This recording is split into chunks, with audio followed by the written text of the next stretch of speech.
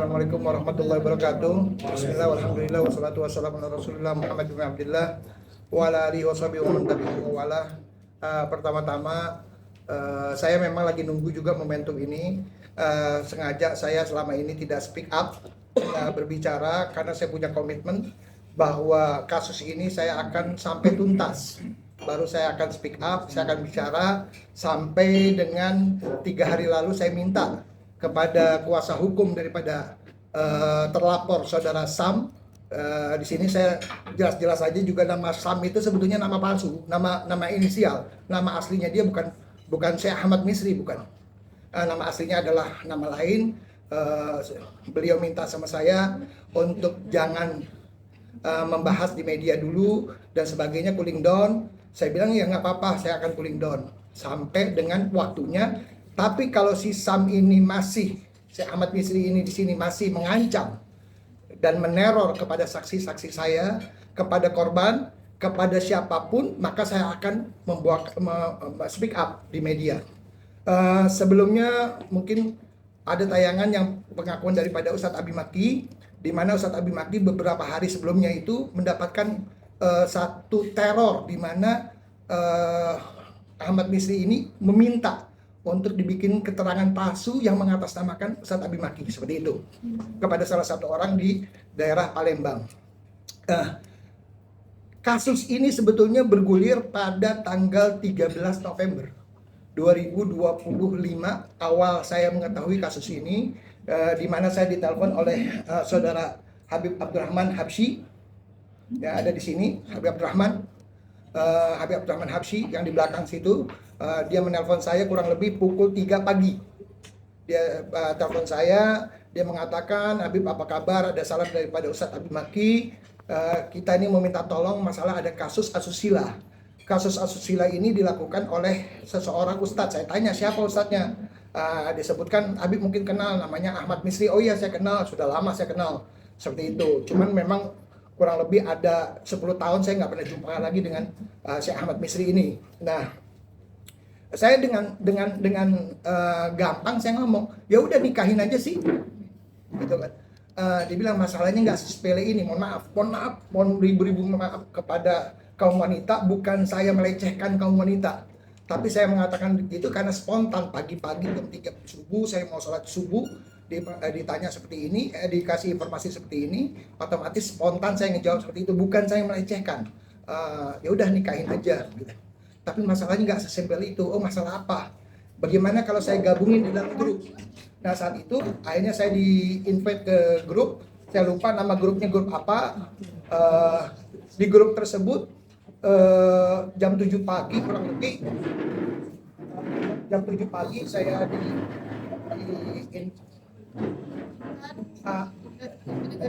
pagi saya di-invite di grup tersebut. Di grup tersebut itu karena saya ngelihat banyak yang saya tidak kenal dalam grup, ya. Maklum saya ini kan di kampung, ya. Saya ustadz kampung, ya. Itu juga kalau diakui sebagai ustadz, sebetulnya saya sih orang yang lagi mau belajar benar. Saya bukan orang baik, saya bukan orang soleh, saya bukan orang alim. Saya lagi mau belajar ke arah yang benar, ke arah yang baik. Nah, kejadian tersebut jam 7 pagi saya di-invite, lalu jam 10 pagi itu kurang lebih saya ucapin salam, Assalamualaikum warahmatullahi wabarakatuh. Mohon maaf, saya HB Mahdi. Saya nggak pernah mengatakan diri saya Habib karena nggak pantas. Saya katakan saya HB Mahdi. Ada yang bisa saya bantu, tapi non respon. Baik ucapan salam saya pun, walau ada yang menjawab, satu pun nggak ada yang jawab. Tanggal 13, tanggal 14, tanggal 15 nggak ada yang jawab. Saya berkata dalam diri saya, kalau seandainya ini hari tidak ada yang ngejawab juga, maka saya akan left dari grup ini. Gitu. Karena saya nggak tahu kasusnya kasus apa, kasus asusila apa, dan saya juga nggak ada nilai kepentingan. Cari harta saya nggak cari harta, cari populer saya lebih populer daripada Sam. Mohon maaf, ya. Sebelum dia di TV saya udah di TV, mungkin paling tua di TV saya di sini. Gitu ya. Cuman sekarang kan jadi TV CCTV gitu kan, jadi kampung gitu. Nah, saat itu saya ini juga saya menepis bahwa ada kalimat bahwa persaingan dakwah. Saya punya pondok pesantren di Indonesia gratis, saya punya pondok pesantren di luar negeri juga gratis. Alhamdulillah gitu kan. Anak-anak kita berangkatin dengan beasiswa tanpa saya ngemis ke kanan ke kiri, alhamdulillah seperti itu. Nah, yang menariknya tanggal 15 itu saya tetap ucapin salam lagi untuk kedua kali. Itu sore hari saya ucapin salam, assalamualaikum, saya perkenalkan saya Habib Mahdi dan sebagainya. Lalu habis maghrib Ustadz Abi Maki ada nge-DM saya, nge-WA saya, Japri. Dia kirimin tuh namanya video kronologis kejadian dan sebagainya. Saya lihat ini saya nggak paham ini apa ini kejadiannya. Yang menarik daripada kejadian tersebut ada keisengan saya jam 10 malam itu, keisengan saya buka ada satu video yang singkat ya kurang lebih durasinya 9 detik. Itu ada kalimat bahwa Syekh kenapa demikian, ya kan? Lalu si Syekh itu mengatakan nggak apa-apa kok, Nabi Muhammad dengan Sayyidina Ali pun melakukan hal yang seperti ini, gitu. Pertanyaan dari korban, ya. Lalu saya pengen tahu nih apa yang Nabi Muhammad lakukan sama Sayyidina Ali, gitu kan. Saya cari video yang berkaitan dengan orang tersebut, ada muka yang sama dengan baju yang sama, saya buka, saya dengerin dari awal sampai akhir. Loh, ini apa ini kok gitu? Kok homoseksual, kok pelecehan yang di luar nalar saya juga, lelaki sama lelaki seperti itu, dan dilakukan kepada santri. Nah, saya baca kronologis yang akhirnya jam 11 malam saya di grup saya katakan saya sudah mendengar semua, saya sudah membaca. Daripada kronologisnya saya mohon bisa segera ditemukan saya dengan para korban. Akhirnya kita sepakat hari Minggu, ya, hari Minggu tanggal 17 November 2025 kita ketemu di rumahnya Ustadz Abi Maki di Depok kurang lebih jam 9 malam. Nah, alhamdulillah saya batalin semua acara saya. Saya punya acara di Sukabumi, di pesantren saya sendiri saya batalin. Alhamdulillah jam 9 kurang 2 menit saya sampai di lokasi tersebut. Yang akhirnya kita berkumpul di situ ada Pak Yan, orang yang pertama datang. Saya dengan Habib Abdurrahman Habsyi kebetulan datang bersama, lalu datang lagi Ustadz Azhari, kemudian ada Ustadz Yusuf Mansur. Mereka semua memberikan klarifikasi sama saya kejadian tahun 2021 bahwa terjadinya pertemuan di rumah Kiai Khalil Nafis di kawasan Depok. Mungkin Kiai Khalil Nafis dikenal juga sebagai wakil ketua MUI yang saat itu dan saat ini juga menjabat sebagai wakil ketua MUI. Kebetulan sahabat saya juga, teman saya juga, saya kenal juga udah lama dengan beliau. Kebetulan sama-sama di NU juga sama saya. Akhirnya saya bilang saya mau komunikasi sama Kiai Khalil Nafis. Saat itu nggak kejadian. Saya nggak pernah komunikasi sama Kiai Khalil Nafis sama sekali. Ya udah, saya bilang mana korbannya? Itu dia, Bib. Ini permasalahan baru. Korban yang satu masih ada di Mesir. Saya bilang kalau begitu jangan ada yang di blow up. Kenapa? Karena saya tahu sepak terjang orang-orang itu kalau homoseksual biasanya ancamannya itu bahaya. Tolong kita amanin dulu ini anak. Malam itu juga saya hubungi ke Kemenlu dan malam itu juga saya hubungi ke Komisi 1 untuk memberikan pengamanan kepada si anak ini yang ada di Mesir, yang masih ada di Mesir dan di bawah umur anaknya. Setengah jam kemudian saya dijawab, ditelepon oleh KBRI. Habib, saya dari KBRI begini, saya minta nomor telepon si korban. Gitu. Setelah dikasih si korban itu nomor teleponnya, langsung dia reaksi, ditemuin si anak, diawasi selama anak tersebut kembali ke Indonesia, untuk kembali ke Indonesia dan sebagainya. Alhamdulillah Allah kasih kemudahan. Nah, korban-korban yang lain ini kita nggak tahu posisinya di mana. Akhirnya kita mau coba, kita cari. Akhirnya Ustadz Abi Maki menghubungi Rumah Teduh yang memiliki data tentang anak-anak tersebut, memiliki nomor telepon dan sebagainya, dan pernah juga dibina di Rumah Teduh. Dibilang ada satu di Bandung. Jadi korban tersebut sudah mencar nih posisinya. Satu di Bandung. Ya udah, saya mau ketemulah pada hari Selasa itu tanggal 19 kalau nggak salah, hari Selasa. Nah, setelah saya ketemu hari Selasa pada tanggal 19 dengan korban, itu nggak gampang gitu. Jadi mohon maaf teman-teman semua, siapapun yang mendengar ini, netizen atau siapapun, ini nggak gampang. Untuk ngeyakinin si korban ini nggak gampang, perlu jam, perlu waktu, perlu benar-benar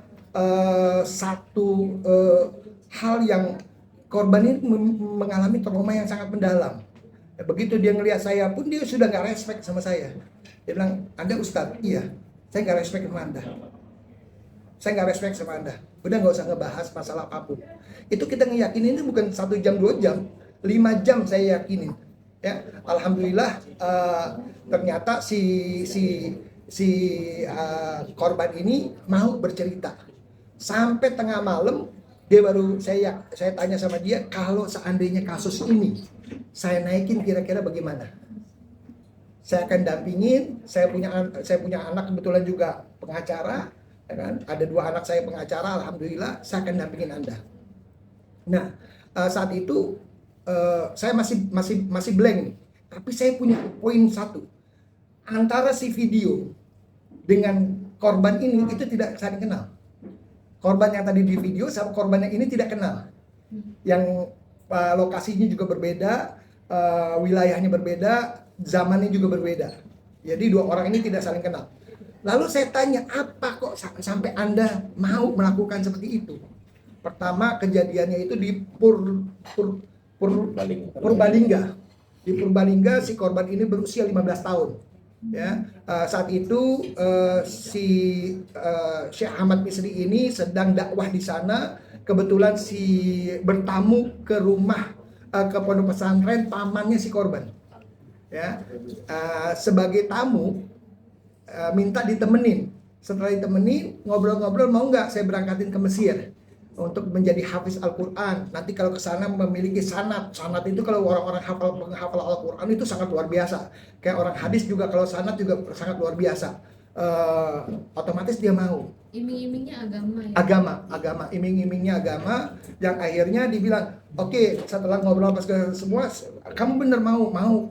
Yakin kamu mau? Yakin. Ya udah, saya cek fisik gitu kan. Namanya anak umur 15 tahun, nggak pernah ke luar negeri, nggak tahu luar negeri, suruh dicek fisik. Apa cek fisiknya? Kayak dokter, buka baju begini, lihat mau ada tatonya nggak, ada cacat nggak, dan sebagainya, seperti itu. Akhirnya suruh buka celana, tadinya nggak mau kalau namanya cek fisik gitu kan ya. Termasuk, mohon maaf, alat kelaminnya itu dipegang, ya, alat kelaminnya dipegang dan sebagainya. Ya udah. Nah, kejadian kedua, tapi diberangkatin nggak? Diberangkatin. Yang korban yang dicek fisik itu? Iya, diberangkatin. Karena janjinya tadi. Karena janjinya. Nah, kejadian keduanya itu waktu di Jakarta. Ya, di Jakarta di rumahnya si Ahmad Misri ini itu juga dilakukan. Korban yang sama, tapi dilumut bibirnya, ya kan, supaya ntar fasih katanya, ya gitu, ya gitulah, ya supaya fasih nanti. Dan ini adalah kalau orang Arab ya, saya belajar di Arab gitu, saya tahun 79 di Arab, 86 saya baru pulang, gitu kan, nggak pernah dilumut begitu sama guru saya kan gitu. Nah ini dilumut seperti itu, nah supaya gimana lah, sayang, perhatian. Berangkatlah si anak ini ke Mesir dan sebagainya. Lalu hari keduanya, tanggal 20-nya itu saya ketemu sama korban yang B. Korban B ini di Bogor.